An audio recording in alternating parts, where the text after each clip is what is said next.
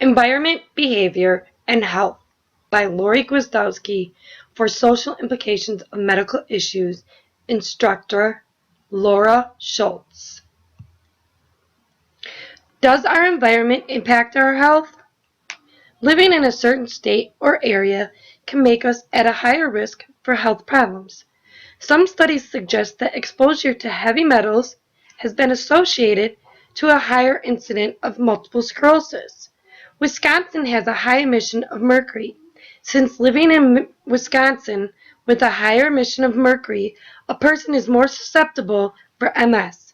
Let's look at vitamin D deficiency. Clearly, living in states that are not sunny all the time, we can become vitamin D deficient, causing many different illnesses and diseases. The physical environment we live in can determine how we behave. Not only the physical place we live in, but the people around us are part of our environment as well. Our family and friends influence on how we not only will behave, but how we will perceive things. If a person is brought up in a traditional Catholic family, then abortion would not be acceptable.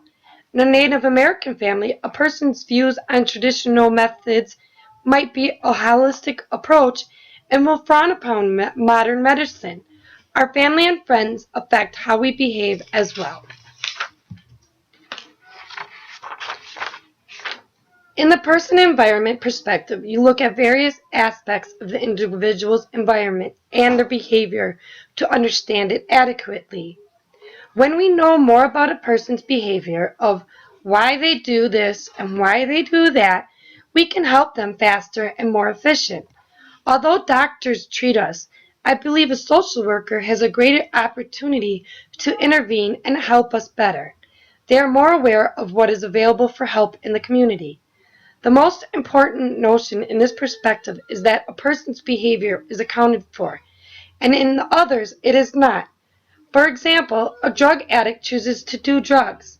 When looking at the drug addict's environment, both of his parents are drug addicts, and he has learned the behavior from his environment. The way we act is detrimental to our health. Choices we make can affect our health. When comparing pie to Bronfenbrenner's ecological theory and biopsychosocial model, they are very different.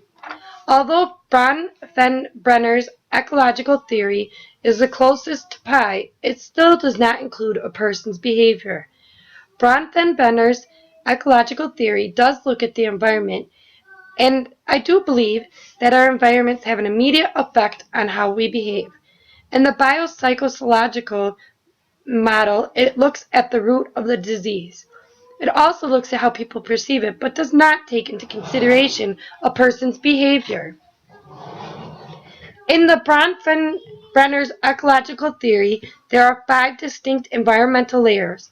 It takes into account the experience of each layer and mingling of layers. For example, a person recently diagnosed with HIV may be depressed at home, the micro level. The diagnosis can provoke co-workers to treat the person differently, the meso level. The company the person works for may have to enforce disability laws and protection, and that would be the macro level. In the biopsychosocial model, it looks at the root of the disease along with the psychological impact and how society relates to it. In the example of the newly diagnosed person with HIV, this model would look at how did they get infected and how mentally the person is handling the diagnosis. It also takes into account how others see the disease as well. Remember, not all HIV patients contract it through their behavior. It could be through a blood transfusion. My conclusion.